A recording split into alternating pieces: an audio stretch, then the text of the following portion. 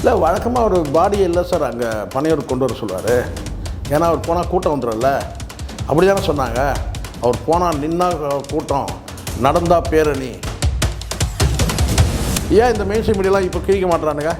விஜய் வீட்டை விட்டு வெளியே வந்தார், நல்ல கண்ணு ஐயா அவர்களை பார்த்து தேம்பி தேம்பி அழுதார். ஏன் அதெல்லாம் பேசலை? இப்போது மலர் வளையம் வைத்தார், திரும்பி பார்த்தார். நல்லக்கண்ண ஐயாவுக்கு இவருக்கு எந்த வகையிலும் பார்த்திங்கன்னா ஒரு அரசியல்வாதியாக நீங்கள் எடுத்துக்க முடியாது. அவர் லெவல் எங்கேயோ போய் அந்த மலர் வளையம் வைக்கிறதுக்கே ஒரு தகுதி வேணும் முதல்ல. அது விஜய்க்கு இருக்குமா அந்த தகுதி? சொல்லலாம், சித்தா யார் வேணால் போகலாங்கன்ட்டு. ரைட்டு, யார் வேணால் போகலாம் தான். ஆனால் ஒரு அரசியல்வாதியாக தானே இவர் போயிருக்கிறாரு. நடிகராக தான் போயிருப்பானா சார்? இப்போ நீங்கள் சொல்லுங்கள் சார். இப்போ இதே அரசியலுக்கு வரணும்னா போயிருப்பானா சார்? நான் கேட்குறேன், இது வரைக்கும் ஒரே ஒரு தொண்டனுடைய மரணத்துக்காக நீ போயிருப்பியா? ஒரே ஒரு தொண்டனுடைய சாவுக்கு. இன்றைக்கி நல்லக்கண்ண ஐயா கிட்ட போகிறதுக்கு காரணம் என்ன? ஓட்டு. ஏன்னா மக்கள்கிட்ட கெட்ட பேர் ஆயிரும், ஓட்டு போயிடும். நம்ம நடிகனாக தான் பிரச்சனை கிடையாது, யார் கேட்க போகிறாங்க? இல்லை இது கூட பிளான் பண்ணியிருப்பான், இந்த பாடி எடுத்துகிட்டு வர முடியுமாப்பா இங்கே பனையூருக்கு அப்படின்னு சொல்லிட்டு. இல்லைங்க, ரொம்ப கடுமையான விமர்சனம் ஆகுங்க, சும்மாலாம் கழுவி ஊற்றுனுக்கிறதுங்க. ஏற்கனவே சும்மாவே நம்ம சுற்று போடுவானுங்க. இப்போ நீங்கள் இதுவும் நீங்கள் பண்ணிட்டீங்கன்னா வேறு வழியே கிடையாது. அதுக்கப்புறம் அவனுக்கு கிழிப்பானுங்க. நான் கூட்டம் வந்துடும், நான் யார் தெரியல, நான் பெரிய கல்ட்டு, நாங்கள் வந்தோன்னா அவ்வளோதான், சட்ட ஒழுங்கு பிரச்சனை ஆகும், டிராஃபிக் ஆகிடும், அது ஆகிடும், இது ஆகிடும், வானம் இடிஞ்சிடும், பூமிக்கு பொழந்துடும். ஆனால் இந்த பில்டப் தான் ஓட்டிகிட்டு இருக்கிறானுங்க எல்லா மெயின் ஸ்ட்ரீம் மீடியாவில். இவனுக்கு ஆதரவான சேனல்லாம் இப்படி தான் பேசிகிட்டு இருக்கிறானுங்க. சார் வணக்கம். சார் வணக்கம் முருகன் சார். வணக்கம் சார். சமீபத்தில் திரு ஆர் நல்லக்கண்ண அவர்கள் மறைவு. ஸோ அந்த மறைவுக்கு பல்வேறு அரசியல் தலைவர்கள், நடிகர்கள் எல்லாம் அஞ்சலி செலுத்தியிருக்காங்க. திடீர்னு பார்த்தீங்கன்னா தாவேக்காவை சேர்ந்த விஜய் அவர்கள் அஞ்சலி செலுத்தியிருக்காரு. இது நீங்கள் எப்படி பார்க்குறீங்க? இல்லை வழக்கமாக ஒரு பாடியே இல்லை சார் அங்கே பனையூர் கொண்டு வர சொல்லுவார். ஏன்னா அவர் போனால் கூட்டம் வந்துடும்ல, அப்படி தானே சொன்னாங்க.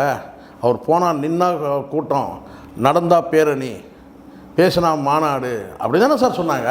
படுத்தா சார்? அதுதான் சார், படுத்ததை பற்றி பேசினா தானே சார் பிரச்சனையே இங்கே. அந்த படுத்தா இல்லை சார், அந்த படுத்தா அதுதான் சார், அந்த படுக்கையே பிரச்சனை தானே அங்கே.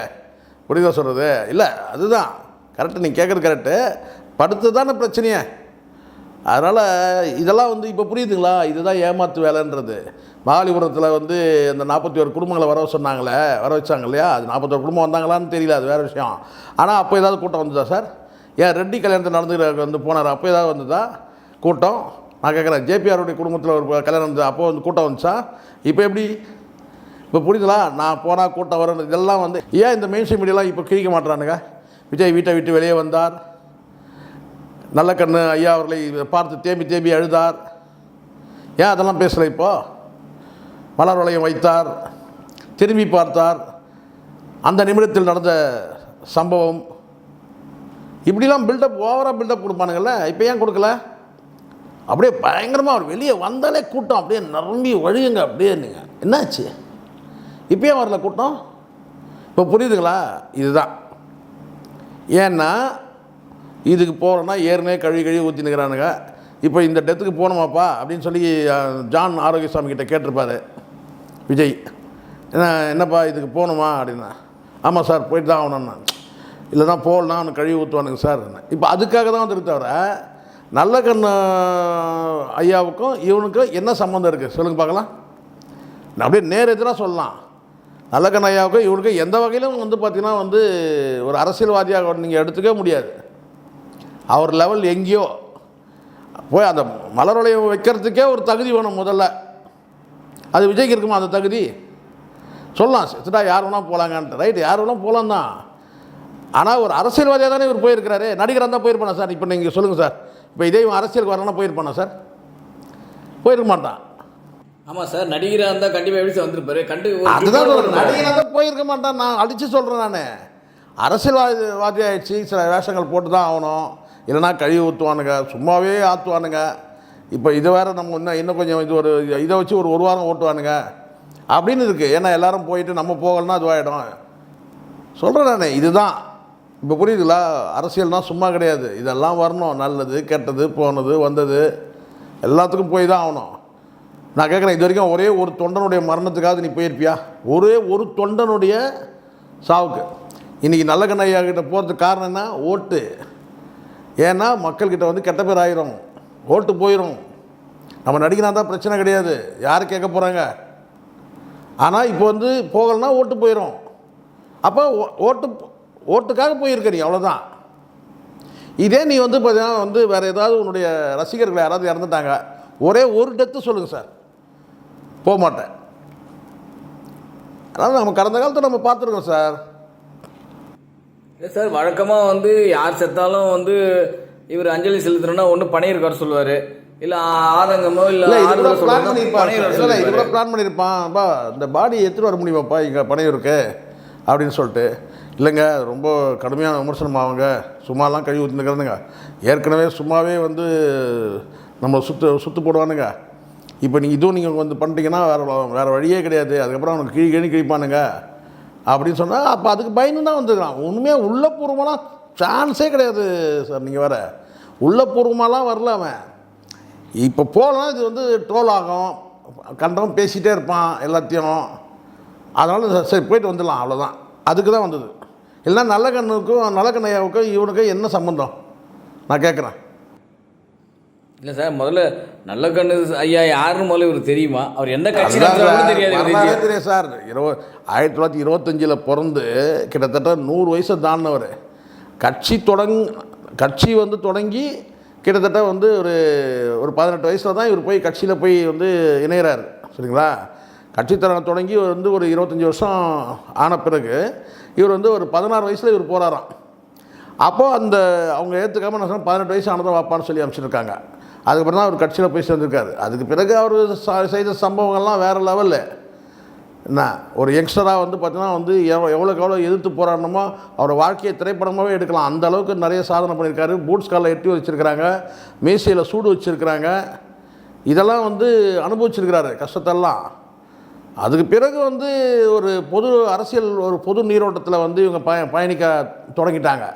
அதனால் எம்ஜிஆர் கூட சேர்ந்து பிரச்சாரம் பண்ணுறது, கலைஞர் கூட சேர்ந்து பிரச்சாரம் பண்ணுறது, கம்யூனிஸ்ட் கொள்கையிலேருந்து இவங்க விலகி தான் சொல்லணும், வேறு வழி கிடையாது. அதுலேருந்து விலகி போய் வந்து திமுகவோட சமரசமாக போகிறாங்க, கூட்டணிக்கு போகிறாங்க, அவ்வளோதான். பேரளவுக்கு தனி கட்சி தான். ஆனால் பெரும்பாலும் இவங்க வந்து ஆளுங்கட்சியாக வந்து ஒன்று ஏடிஎம்கே இல்லை டிஎம்கே, ரெண்டு தான் சார்ந்து தான் வந்து இவங்களோட பயணம் இருக்குது. அதனால் நம்ம மறைக்க முடியாது. ஆனாலும் நல்லக்கண்ணையாவுக்கு வந்து ஒரு தனி பேர், ஒரு தனி புகழ் அது இருக்குது. அது காரணம் என்னென்னா அவருக்கு கொடுக்கப்பட்ட சன்மானங்கள். அது வந்து இந்த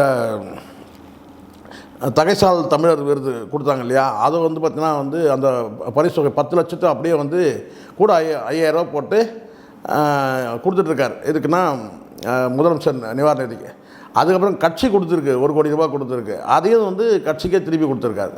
ஸோ இதெல்லாம் சாதாரணமாக எல்லோரும் பண்ணிட முடியாது சார். இதை தாண்டி பெரிய விஷயம் என்ன தெரியுங்களா, அவருடைய பாடியை வந்து இப்போ வந்து ரிசர்ச்சுக்கு கொடுத்துட்ருக்கிறாரு. மெடிக்கல் ஸ்டூடெண்ட் இருக்காங்க இல்லையா, டாக்டர் படிக்கிறவங்க, அவங்களுக்கு வந்து கொடுத்துட்ருக்காரு ரிசர்ச்சுக்காக. ஸோ மெடிக்கல் ஸ்டூடெண்ட்டுக்கு கொடுத்தது பெரிய விஷயம். இந்த மாதிரி ஒரு ப்ரைவேட்டில் நீங்கள் வந்து உங்களுக்கு நல்லா தெரியும், சில பேர் வந்து ஆர்கனை கொடுத்துருவாங்க, யாருக்கு வேணுமோ அதை எடுத்துனா. ஆனால் அவர் என்ன சார் முற்றிலுமாக ரிசர்ச்சுக்கே கொடுத்துருக்காரு அவர் பாடியை. அது பெரிய விஷயம் இல்லை, சாதாரண விஷயம் கிடையாது சார். நீங்கள் அவரை பற்றி பேசுகிறீங்க, இங்கே நடுவில் பார்த்தீங்கன்னா விஜய் வந்து ஒரு சுனாமி அப்படின்ற மாதிரி ஒரு பத்திரிகையில் சொல்லியிருக்காரு. பத்திரிகையில் பாண்டே தான் சொல்லியிருக்காரு சார். பாண்டேக்கு நான் என்ன சொல்கிறேன், இதெல்லாம் வந்து தன்னை சில நேரங்களில் ஒரு தற்புகழ்ச்சிக்கு அடிமையாடுறாங்களோன்ற மாதிரி தோணுது எனக்கு. ஏன்னா நம்மளை எல்லாரும் ஒரு மூத்த பத்திரிகையாளர்னு நம்ம சொல்கிறாங்க, அப்போ நம்ம எது சொன்னாலும் அந்த உலகம் நம்போன்னு சொல்லிட்டு சுனாமின்னு வந்து சொன்னீங்கன்னா எப்படி சார்? சுனாமினா எப்படி சார்? எப்படி தான் சுனாமியால் வந்து பாதிப்பு தானே சார்? நல்லதா சுனாமி? சொல்லுங்கள் பார்க்கலாம். சுனாமியால் அலையா வீசுவார் சார், அதெல்லாம் நீங்கள் எப்படி சார் சொல்லுவீங்க? சுனாமி அலைனா அப்போ மற்றவங்களாம் என்ன சார்? நீங்கள் எப்படி கணிக்க முடியாது சுனாமி அலைனா? அப்போ நீங்களே சொல்கிறீங்க, அப்போது விஜய் அலை வீசுதுன்னு சொல்கிறீங்களா? வெளிப்படையாக சொல்லுங்கள். அப்போது அதெல்லாம் சும்மா நீங்கள் சொல்கிறீங்க. ஒரு குறிப்பிட்ட சதவீதத்தினர் அவர் வந்து விஜய் விரும்புகிறாங்க அப்படின்னா அது சொல்லுங்கள். இல்லை, அவர் எதனா சார் முன்னாடி ஒரு சீட்டு தொகுதி பெரிய விஷயம் அப்படின்னாரு. அதுதான் நான் சொல்கிறேன். இதே வாய் கடந்த காலத்தில் என்னெல்லாம் பேசியிருக்கு பாருங்கள். இதே பாண்டிய பழைய வீடியோலாம் எடுத்து பாருங்கள், விஜய் குறித்து என்னெல்லாம் பேசியிருக்காருன்னு. இன்றைக்கி அசைன்மெண்ட் வேறு வந்துடுச்சுன்னா உடனே வந்து இப்போ ஆதவர்ஜனா பணம் பாயுது சார், ஒருவேளை பாண்டே கிட்ட கூட பாஞ்சிருக்கோம். ஸோ இதெல்லாம் வந்து இப்படி பேசக்கூடாது. நீங்கள் அதை தாண்டி சொல்கிறது தான் கொடுமையான விஷயம். எனக்கு கேட்டால் நாம் தமிழில் வந்து பார்த்திங்கன்னா சீமான் நிற்கக்கூடிய அந்த காரைக்குடி தொகுதியில் 2வது இடத்துக்கு வருவார். அப்போ முதல் இடத்துக்கு யார் வருவாங்க அது சொல்லணும்ல, அதான நியாயம். முதல் இடத்துல தான் 2 கட்சிக்கு போட்டின்னாங்க. அதை தான் சொல்கிறேன். இதுதான் தப்பு. அப்போ நான் சொல்கிறேன், பிஜேபி அசைன்மெண்ட் விஜய் திமுகவை கூட்டணியை உடைக்கணும், திமுகவுடைய வாக்குகளை சரிக்கணும். அதனால் நாம் தமிழருடைய வந்து பார்த்தீங்கன்னா அந்த கூட்டணி நாம் தமிழர், கம்யூனிஸ்ட்டு, காங்கிரஸ் இவங்க கூட்டணியை வந்து பிளாஸ்ட் பண்ணி விட்டுணும். அதுக்காக பிஜேபி கொண்டு வரப்பட்ட ஒரு அசைன்மெண்ட் தான் விஜய். சொல்ல முடியல. அதெல்லாம் இதுதான் அவ்வளோனா புரிஞ்சிக்காதெல்லாம் கிடையாது. பாண்டே முதல்ல ஒரு விஷயம் நான் சொல்கிறேங்க, ஒரு நியாயப்பாறை வேணும். பாரபட்சம்லாம் பேசுங்க, இவன் வேண்டாது பண்ணால் நான் கிடையாது. உங்களுக்கு என்ன தோணுது மனசு? யூகம். நீங்கள் யூகம் பண்ணுறதுனா சொல்ல முடியாது சார், யூகம் பண்ணுறதுனா சொல்ல முடியாது. நீங்கள் இப்போ சொல்லுங்கள் வந்து கேட்டால், இப்போ வந்து அதிமுக வந்து பார்த்தா ஸ்ட்ராங்காக வலிமையாக இருக்கா? கரைஞ்சிட்டு தான் இருக்குது. டிஎம்கே ஆட்சிக்கு எதிரான ஓட்டு இருக்குது, அவங்களும் வந்து பார்த்தீங்கன்னா வந்து திக்கி திணறி தான் இருக்கிறாங்க. அப்போ 2ம் வராது. நான் சொல்லுவேன் இது 2ம் வராதுங்க. சீமான் மீது எந்த ஊழல் குற்றச்சாட்டம் இல்லை, அவர் தான் வருவார்னு சொன்னால் அப்போ உங்களால் ஏற்றுக்க முடியுமா? ஜீரணிக்க முடியுமா? முடியாது இல்லையா? இதுதான் கல நிலவரம். அதுதான் இப்படி ஒரு பார்வையை போடுங்க. அது எப்படி வந்து அதிமுக வந்து மீண்டும் ஜெயிச்சிடும்? அதிமுக ஏற்கனவே அது வந்து சரிவில் இருக்குது. அது என்ன தான் டிடி தினகரனை சேர்த்தாலும் அது சரிவு தான். மக்கள் நம்பிக்கை இழக்கிறாங்க, அதுதான் முக்கியமானது. அதனால் இதெல்லாம் வந்து போகிற போக்கில் வந்து அது 2வது இடத்துல வருவாருன்னு சொல்கிறது நீங்கள் சொன்னால் கூட அப்படியே விவரமாக முழுமையாக சொல்லிடணும். பாண்டே சொல்லும் போது என்னென்னா, சார் இது வந்து முதல் வந்து டிஎம்கே ஜெயிக்கும் சார், செகண்ட் வந்து பார்த்திங்கன்னா சீமான் ஜெயிப்பார் சார், இல்லை முதல் ஏடிஎம்கே ஜெயிக்கும் சார், செகண்ட் சீமான். அதை சொல்லணும்ல, முதல் யார் வருவாங்க அதை சொல்ல மாட்டேன், சேஃப்டியாக போயிடுறேன். ஏன்னா அதை டிஎம்கேன்னு சொல்லிட்டா இங்கே என்டிஏ கூட்டணியில் பிஜேபி இருக்குது, தேவையில்லாமல் பகை வரும் அப்படின்னு கடந்து போயிடுறேன். ஸோ இதெல்லாம் வந்து ஒரு நியாயப்பாறையில் பேசணும். விஜய் வேண்டப்படாது. ஒரு நாளைக்கு உங்களை ஃபோன் பண்ணி விஜய் பேசிட்டாருன்னா உடனே உங்களுக்கு வந்து ப்ரௌட் மூமெண்ட் அப்படியே. இல்லை சார், இப்போது பனையூர் பங்களா வாசல்லே தவம் கிடப்பாங்க இவரது தொண்டர்களும் ரசிகர்களும். இப்போ நல்லக்கண்ண அவர்களுக்கு வந்து அவங்க வீட்டில் தானே வந்திருப்பார் அவர். இப்போலாம் யாரும் தவம் கிடக்கலையே அவர் வீட்டு. அதை தான் நான் சொல்கிறேன். நான் எவ்வளோ நிகழ்ச்சி வந்து நீங்கள் அவாய்ட் பண்ணியிருக்கீங்க. நான் கேட்குறேன், இந்த கரூரில் நடந்த சம்பவமே சொல்லுங்கள் சார். நீங்களாக வந்து இங்கே கூட்டம் வந்துடும் அங்கே கூட்டம் வந்துடும் அப்படின்னு சொல்லி இப்போ யார் சீன்னாங்க ஒன்று? இப்போ நான் கேட்குறேன், அங்கே அந்த டெத்துக்கு வந்துருக்க மாட்டாங்களா சார்? ஸோ இதுதான் நான் சொல்கிறேன். நீங்கள் வந்து தனிப்பட்ட முறையில் நீங்கள் ஒரு நிகழ்ச்சியாக இருக்கட்டும் அல்லது ஒரு பொது நிகழ்ச்சியாக இருக்கட்டும், வெட்டி பந்தா தேவையில்லை. இது வெட்டி பந்தா. நான் கூட்டம் வந்துடும், நான் யார் தெரியல, நான் பெரிய கல்ட்டு, நாங்கள் வந்தேன்னா அவ்வளோதான், சட்டம் ஒழுங்கு பிரச்சனை ஆகும், டிராஃபிக் ஆகிடும், அது ஆகிடும், இது ஆகிடும், வானம் எரிஞ்சிடும், பூமிக்கு பொழந்துடும். ஆனால் இந்த பில்டப் தான் ஓட்டிகிட்டு இருக்கிறானுங்க எல்லா மெயின் ஸ்ட்ரீம் மீடியாவில். இவனுக்கு ஆதரவான சேனல்லாம் இப்படி தான் பேசிகிட்டு இருக்கிறானுங்க. நடந்தார், நிமிந்து பார்த்தார், குனிஞ்சி பார்த்தார், சைடில் பார்த்தார், லெஃப்டாக பார்த்தார், ரைட்டில் பார்த்தார், இப்படி தான் பேசிகிட்டு இருக்கிறானுங்க. மெயின் ஸ்ட்ரீம் மீடியா சொல்கிறாங்க, யூடியூப்லாம் பரவாயில்ல. இல்லை இப்படி ஒரு பக்கம் நடக்க, அந்த பக்கம் என்னன்னா இவங்க கட்சி சேர்ந்த நிர்வாகிகள் என்ன பேசியிருக்காங்க தெரியுமா? எலெக்ஷன் ரிசல்ட் வந்த அன்னைக்கு 10 மணிக்குள்ளவே விஜய் ஜெயித்து விட்டார்ன்ற செய்தி. சார் அவன் ஒரு பைத்தியக்காரன், அவன் பேசுறதெல்லாம் கேட்குறீங்க பாருங்க. அந்த எஃப்ஐஆர் இல்லாமல் தலைமுறை வந்தான் அவன் தானே, அவன்லாம் ஒரு ஆளா சார்? அவன்லாம் வந்து பேசி பெரியலாக்காதீங்க சார். அவன் கிடக்கிறான் லூசு பையன். அவன் வந்து ராஜ்மோகன் இல்லை சார், அவன் லூஸ் மோகன் சார்.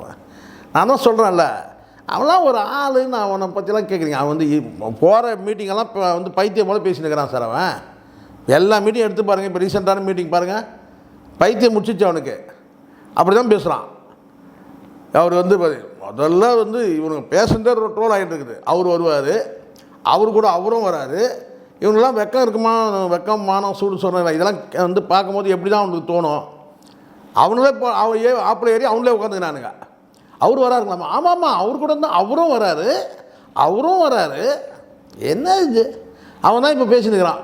என்னன்னா வந்து அதை விட கொடுமை 2 நாள் முன்னாடி பார்த்தேன் சார். என்ன கேட்டால், விஜய் போட்டியிடக்கூடிய பெரம்பூர் தொகுதியை டிக் பண்ணுறது யாருன்னு கேட்டால் ஆதவர்ஜனா.